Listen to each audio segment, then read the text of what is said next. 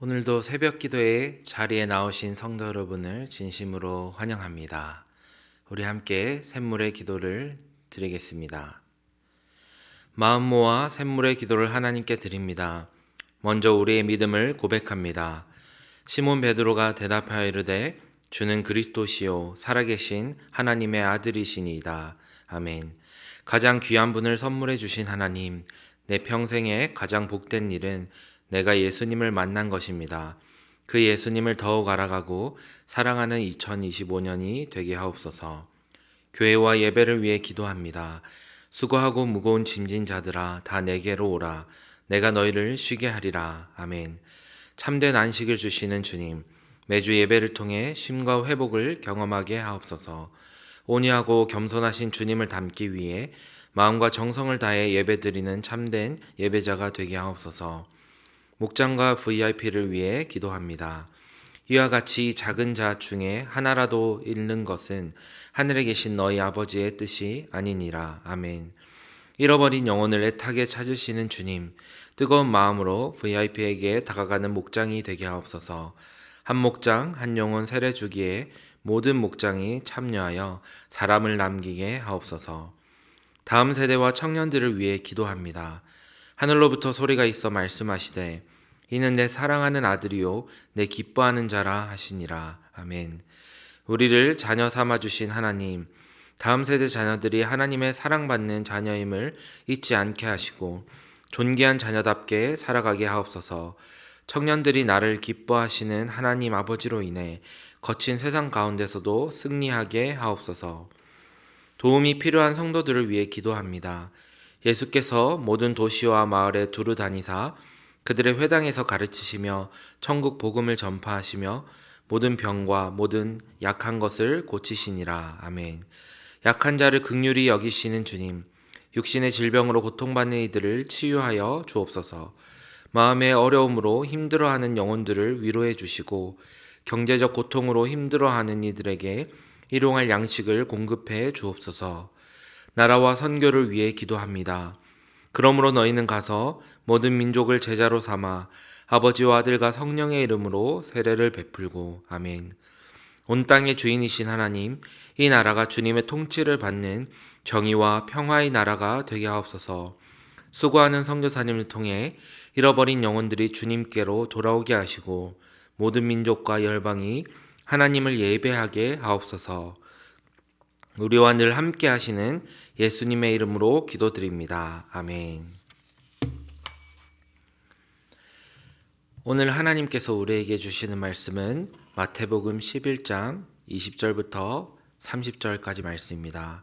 하나님의 말씀 함께 읽겠습니다.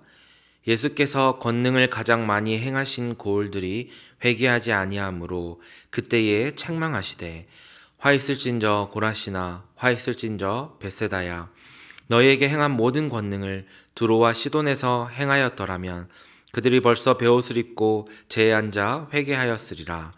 내가 너희에게 이르노니 심판날에 두로와 시돈이 너희보다 견디기 쉬우리라. 가버나움아 내가 하늘에까지 높아지겠느냐 음부에까지 낮아지리라. 내게 행한 모든 권능을 소돔에서 행하였더라면 그 성이 오늘까지 있었으리라. 내가 너희에게 이르노니 심판날에 소돔 땅이 너보다 견디기 쉬우리라 하시니라. 그때에 예수께서 대답하여 이르시되 천지의 주제이신 아버지여 이것을 지혜롭고 슬기 있는 자들에게는 숨기시고 어린 아이들에게는 나타내심을 감사하나이다. 옳소이다. 이렇게 된 것이 아버지의 뜻이니이다. 내 아버지께서 모든 것을 내게 주셨으니 아버지 외에는 아들을 아는 자가 없고 아들과 또 아들의 소원대로 계시를 받는 자 외에는 아버지를 아는 자가 없느니라. 수고하고 무거운 짐진 자들아 다 내게로 오라. 내가 너희를 쉬게 하리라. 나는 마음이 온유하고 겸손하니 나의 멍에를 메고 내게 배우라. 그리하면 너희 마음이 쉼을 얻으리니 이는 내 멍에는 쉽고 내 짐은 가벼움이라 하시니라. 아멘. 오늘은 은혜 누리는 삶이라는 제목으로 말씀을 함께 나누겠습니다.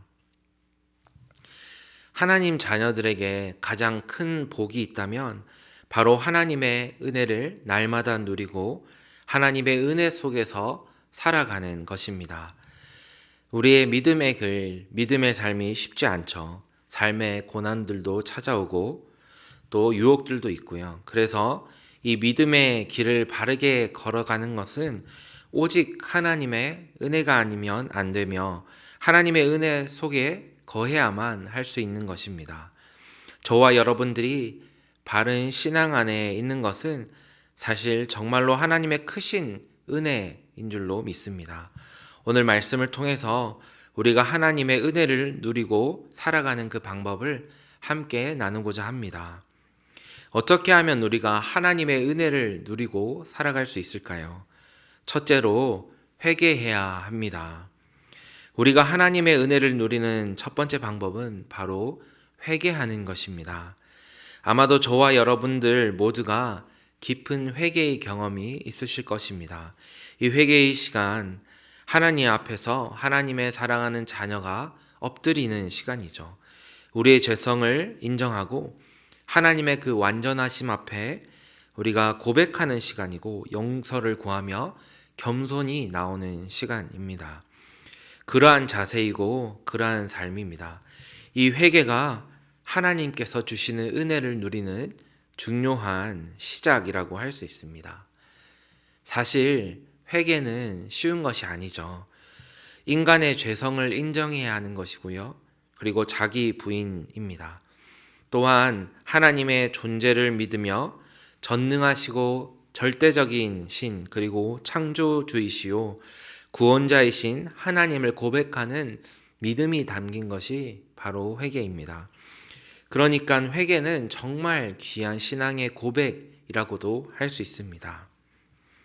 하나님의 존재를 인정하지 않는 사람들은 잠깐 후회는 할 수 있으나 진정으로 회개하는 삶을 살지는 않습니다. 그리고 자신의 죄성을 고백하지도 않는 것이죠. 왜냐하면 회개한다는 것은 절대적인 하나님의 이 말씀의 기준 앞에서 자신을 돌아보고 회개하는 것이기 때문입니다. 하나님의 말씀에 자신을 비춰 보았을 때에 자신이 얼마나 비참한 죄인인지를 깨닫게 되고 이 말씀에 순종하지 못하는 자신을 회개할 수밖에 없는 것이죠. 그래서 회개는 하나님의 자녀만이야 할 수 있는 귀중한 은혜의 통로인 것입니다. 회개하지 않고 회개를 싫어했던 바리새인들을 향하여서 예수님께서는 매우 강하게 질책을 하십니다. 그들은 하나님의 말씀을 머리로는 외우고 또한 하나님의 말씀을 잘 안다고 말했지만 그 율법을 주신 하나님의 마음과 그 의도를 전혀 알지 못했습니다.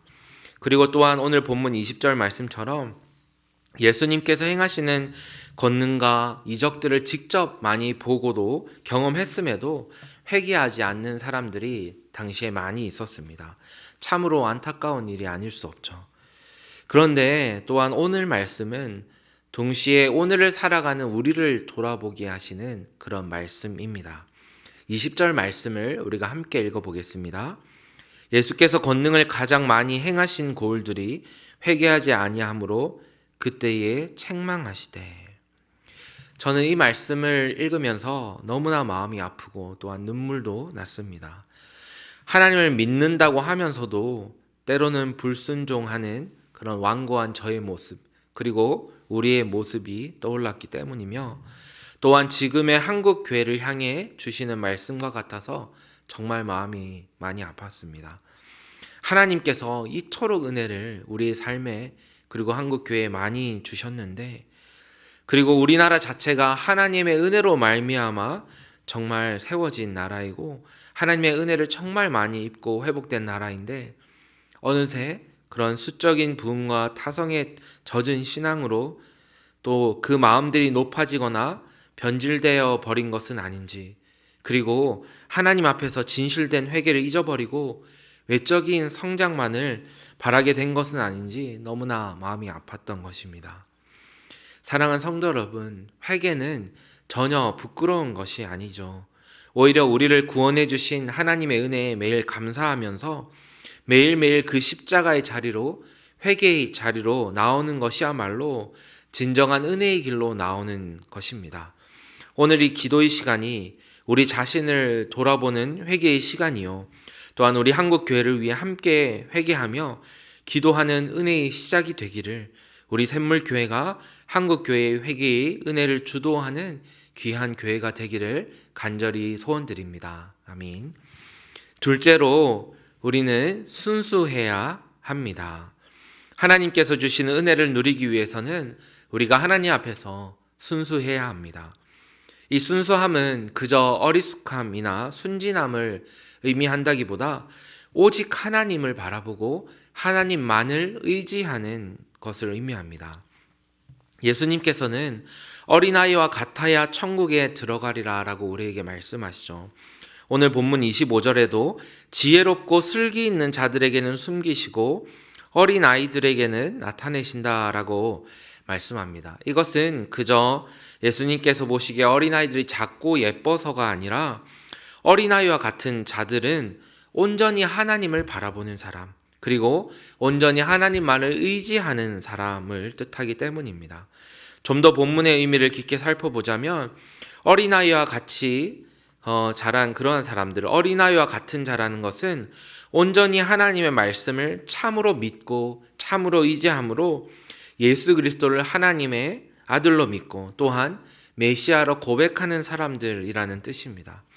이렇게 온전히 하나님만을 의지하는 자가 예수 그리스도를 참모습으로 볼 수 있었던 것이죠. 서기관들과 바리새인과 같은 자들은 하나님을 너무 잘 안다고 스스로 말하고 율법을 심지어 가르치고 높은 수준의 교육을 받고 하였지만 정작 자신의 그 높아진 마음 때문에, 교만함 때문에 하나님을 알지 못했고 하나님께서 보내신 그 메시아 독생자 예수 그리스도를 보지 못하였던 것입니다. 사랑하는 성도 여러분, 우리가 하나님의 은혜를 누리기 위해서는 우리가 온전히 하나님만을 의지하고 바라보는 순수함으로 나아와야 합니다. 내 인생에 너무나 많은 나의 지혜와 판단들, 또 나의 눈에 보이는 것들, 세상적인 기준과 또 효율성, 이익, 성공의 길들을 생각하다 보면 놓치는 중요한 것이 있는데요. 바로 하나님만을 온전히 의지하는 것입니다. 하나님, 제가 가는 이 길이 세상이 볼 때는 느린 길이고 또 손해보는 것이고 미련한 방법일지라도 하나님께서 기뻐하시는 길입니까? 그렇다면 온전히 하나님의 지혜를 구하고 하나님께 순종하며 나오길 원합니다 라고 하나님의 지혜에 나의 삶을 의탁하는 것이죠. 하나님을 온전히 의지하며 살아가는 것, 그것이 참 귀한 순수한 삶인 것입니다. 때로는 오랫동안의 내 경험이 내 마음을 녹게 만드는 장애물이 될 때도 있습니다. 내 지혜와 효율성이 정작 하나님의 말씀과 은혜를 놓치게 만들기도 합니다. 그래서 우리는 하나님 앞에 순수한 어린아이처럼 늘 하나님의 말씀을 구하고 하나님의 지혜와 방법에 순종하기를 구하고 하나님만을 의지하며 순수하게 나오시는 저와 여러분들 되시기를 간절히 축원드립니다. 아멘. 마지막으로 하나님께서 주시는 은혜를 누리기 위해서는 내 짐을 주님께 맡겨야 합니다. 우리는 때때로 하나님의 은혜를 누리기 위해서 이것저것 많은 것을 행하고 많은 조건을 갖추어야 한다라고 오해합니다. 특별히 본문의 배경이 되는 시대에는 율법주의라는 것이 팽배했습니다. 율법 교사들과 바리새인들은 사람들에게 율법을 지켜야 한다 말하면서 할례를 행해야 하나님의 백성이라고 하였습니다. 수많은 율법을 만들고 또 만들었습니다. 쉼이 아니라 오히려 신앙의 길은 짐을 지우는 형태가 되었던 것이죠. 그들에게 신앙이란 나의 인생의 짐과 그리고 율법의 짐을 모두 짊어져야만 하는 고단한 인생의 길이 되어버렸던 것입니다. 사랑하는 성도 여러분, 그런데 예수님께서는 이런 류의 고행길을 우리에게 요구하신 적이 없습니다. 내가 감당할 수 없는, 도저히 내가 감당할 수 없는 행동들을, 그런 율법들을 요구하시거나 우리가 질 수 없는 그 인생의 짐을 우리들에게 다 짊어져라 라고 하신 적이 절대로 없습니다. 오히려 우리가 믿음의 길을 걸어가면서 혹 만나게 되는 인생의 짐과 어려움들을 하나님께 맡기라 라고 말씀합니다.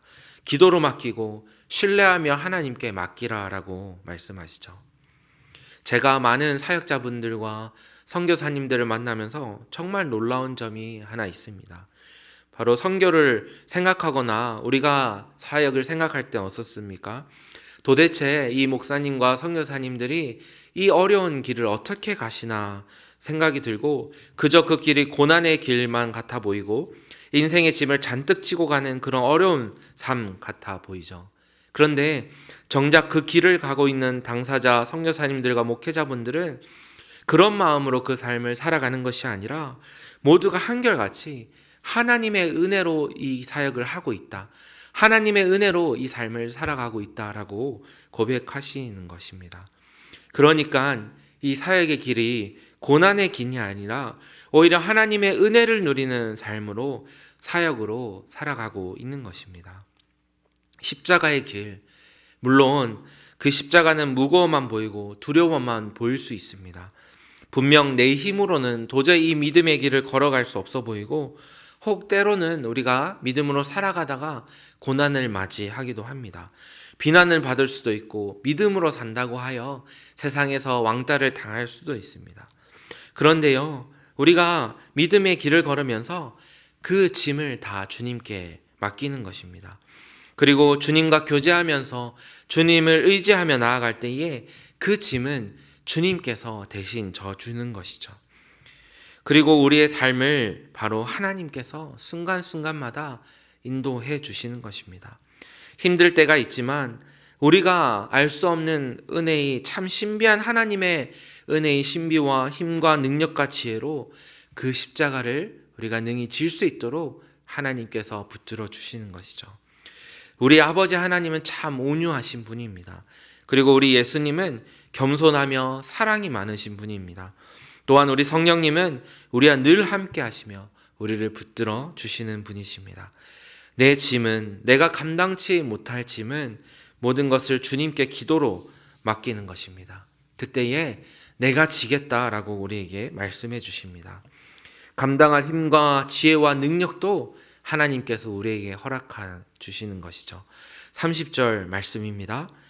이는 내 멍에는 쉽고 내 짐은 가벼움이라 하시니라. 아멘. 오늘 이 기도의 시간, 나의 짐을 주님께 맡겨드리기 소원합니다. 주님, 저는 부족하고 연약합니다. 그러나 이 시간 예수 그리스도의 은혜를 구합니다. 저를 구원하여 주시고 붙들어 주시고 힘 주시고 위로하여 주시옵소서. 우리의 삶이, 저의 삶의 짐이 너무나 무겁습니다.